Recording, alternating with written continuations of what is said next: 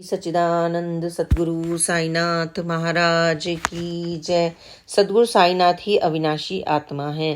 सन 1916 में वामन राव को बाबा की दिव्य वाणी जैसा स्वर सुनाई देने लगा। एक दिन सुबह वे जब द्वारिका माई जा रहे थे तब उन्हें सुनाई दिया, देखो इन्होंने मुझे कपड़े सुखाने वाली रस्सी पर सूखने के लिए टांग दिया है। वामन राव ने मुड़कर उस दिशा में देखा जहां से आवाज आ रही थी। उन्होंने देखा कि मुक्ताराम ने बाबा द्वारा उन्हीं की दी गई कफनी को धोकर सूखने के लिए रस्सी पर टांग रखा था। वे यह देखकर रोमांचित और चकित हो गए। वे कफनी जैसे निर्जीव और जड़ वस्तु में बाबा की दिव्य वाणी कैसे उत्पन्न हो सकती है, जैसे मैं सुन पा रहा हूँ। और फिर उन्होंने इस ओर ध्यान न देने का विचार किया। केवल उन्होंने उन बातों पर ध्यान देना आवश्यक समझा जो बाबा ने उन्हें प्रत्यक्ष रूप से कही थी। उनकी ऐसी धारणा थी कि इस प्रकार मिलने वाले संदेश हमेशा शुभ नहीं होते। वे उनके अचेतन मन में से उठने वाले निम्न और नकारात्मक विचारों के कारण भी संभव हो सकते होंगे। इसलिए उन्होंने ऐसे विचारों में न फंसकर सतर्क रहने का फैसला लिया। इन विचारों के आधार पर जीवन जीना उन्हें अर्थहीन और हानिकारक लगने लगा।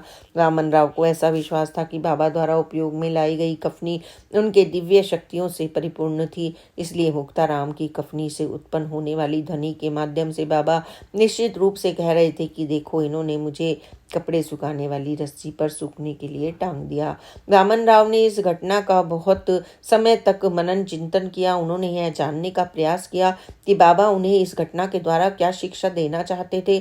फिर उन्हें इसका उत्तर मिला। बाबा कह रहे हैं कि वाम्या, देखो मेरे शरीर के विभिन्न अंग जैसे आँख, नाक, कान, मुंह, माथा, सिर, पेट, छाती आदि जो अपना अपना कार्य कर रहे हैं, इनके साथ साथ मेरी कफनी और सिर पर बांधने वाला पटका मैं नहीं हूँ। उनके द्वारा किए जाने वाले कार्य जैसे खाना पीना, सोना, बोलना, चलना इत्यादि एक रोबोट की तरह यांत्रिक है। मेरा वास्तविक रूप अप्रत्यक्ष निराकार है। फिर मैं तुम्हारे साथ ज्ञान का उतना ही अंश साझा कर सकता हूँ जितना तुम्हारे लिए आवश्यक होता है।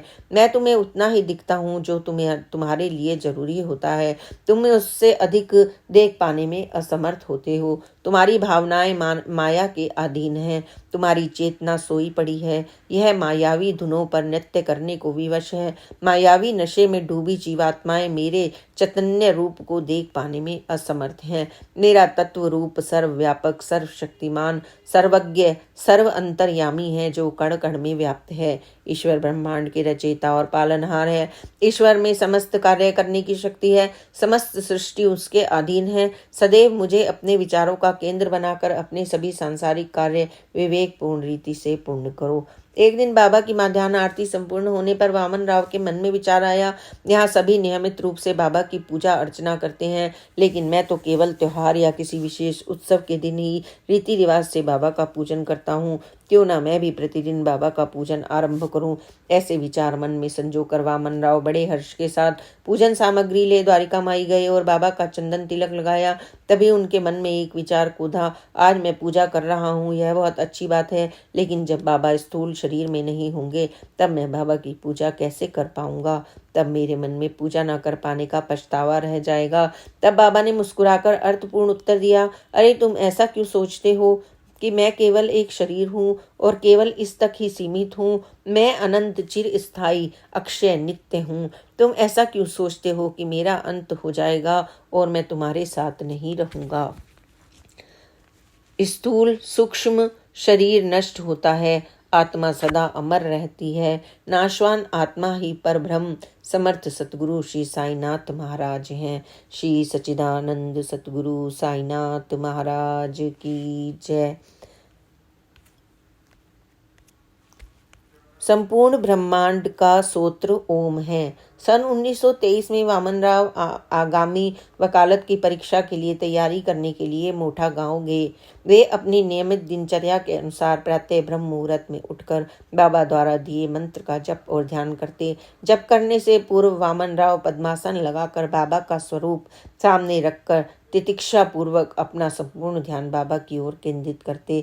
यह विशेष स्वरूप उन्हें बाबा ने आशीर्वाद देकर सन 1911 में स्वयं दिया था। गुरुदेव की तस्वीर केवल एक फोटो भर नहीं हुआ करती, वह उन्हीं की प्रतिछाया होती है, उनका साक्षात स्वरूप हुआ करती है। वामन राव ने अति उत्साहित हो हृदय में साईं बाबा की प्रभुता का स्मरण कर पूरे 1 माह तक ध्यान साधना की। अब मोटा गांव छोड़ने का समय नजदीक आ रहा था। वामन राव बताते हैं, मोटा गांव छोड़ने के 1 सप्ताह पूर्व मेरे समक्ष एक अति दिव्य और विलक्षण अनुभव घटित हुआ। मैं अपनी दिनचर्या के अनुसार प्रातः उठा और बाबा के चित्र के समक्ष अपलक स्थिर हो गया।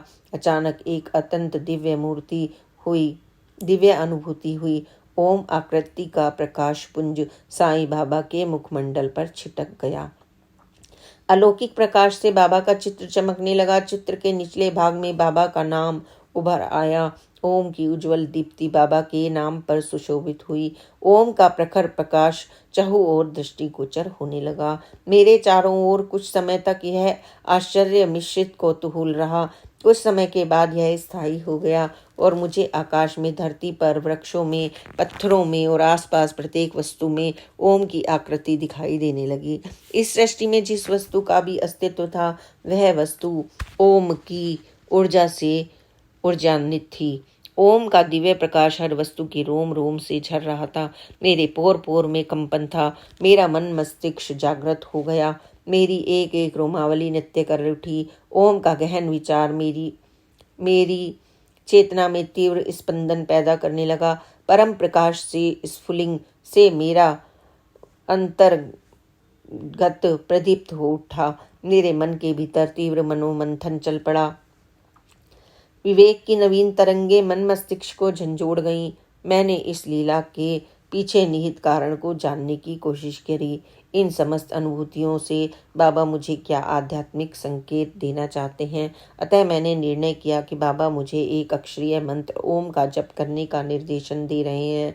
फिर मेरे अंतस से ऐसा भाव उठा कि महासमाधि के पश्चात बाबा अविनाशी चिरस्थायी ओम के रूप में सर्वत्र व्याप्त रहेंगे। इस विलक्षण अनुभूति के बाद भी वामन राव ने एक अक्षय मंत्र का जप तुरंत आरंभ नहीं किया। हालांकि उन्हें ज्ञात था कि निरंतर ओम का जप करना उनके लिए भी बाबा की आज्ञा ही थी। वामन राव बताते हैं कि मैंने लंबे समय तक भगवान श्री राम और भगवान श्री कृष्ण के मंत्रों का जप किया। सन 1942 में मुझे स्वप्न में भगवान श्री कृष्ण के मंत्र का जप करने का आदेश मिला, जिसका मैंने तुरंत ही पालन किया। कुछ दिनों के पश्चात जब मैं मंत्र जप कर रहा था तो मेरी छाती में से अंगूठे की आकृति की दिव्य ऊर्जा पुंज प्रकट हुआ, जिसे मैंने ऊपर की ओर जाते हुए देखा। यह मेरी आत्मा थी। इस घटना से मुझे तुकाराम का स्मरण हुआ, जिनके अनुसार आत्मा की आकृति अंगूठे जैसी होती है। तुकाराम परमानंद की स्थिति में कहते हैं कि अगर आप अपने अंगूठे को देखो तो वह विट्ठल की तरह दिखता है। वे आत्मा का वर्णन करते हुए कहते हैं कि अगर आप मुट्ठी बनाएं, अंगूठे को ऊपर की ओर सीधा रखें तो मुट्ठी आपके हृदय और अंगूठा आपकी आत्मा का प्रतीक है, जिसमें विट्ठल का निवास होता है। इस प्रकार लंबी अवधि तक मैंने इस मंत्र का जप किया। गृहस्थ आश्रम छोड़कर संन्यास धारण करने के पश्चात मुझे किसी विषय के संबंध में सोचने की आवश्यकता नहीं थी। अपनी आध्यात्मिक साधना में मैं केवल एक अक्षरीय ओम मंत्र का ही निरंतर जप करता रहा। मैंने ऐसा पूर्ण उत्साह और संतोष पूर्वक किया। फिर मुझे आकाशवाणी में विष्णु सहस्त्र नाम जप करने का आदेश मिला, जिसको मैंने प्राण प्रण से पालन किया। मुझे पूर्ण विश्वास था कि बाबा ऐसा आदेश देकर मेरा मार्गदर्शन कर रहे थे, क्योंकि अहंकार के शमन होते विष्णु सहस्त्र नाम उत्तम औषधि है। श्री सच्चिदानंद सद्गुरु साईनाथ महाराज की जय। Please like and subscribe this channel and share this channel, ताकि आपके अपने मित्र, आपके संबंधी बाबा की ऐसी कथाओं को जो उन्होंने पहले ना कभी पढ़ी और ना सुनी हो, उनको सुने और बाबा के समीप अपने आप को महसूस करें।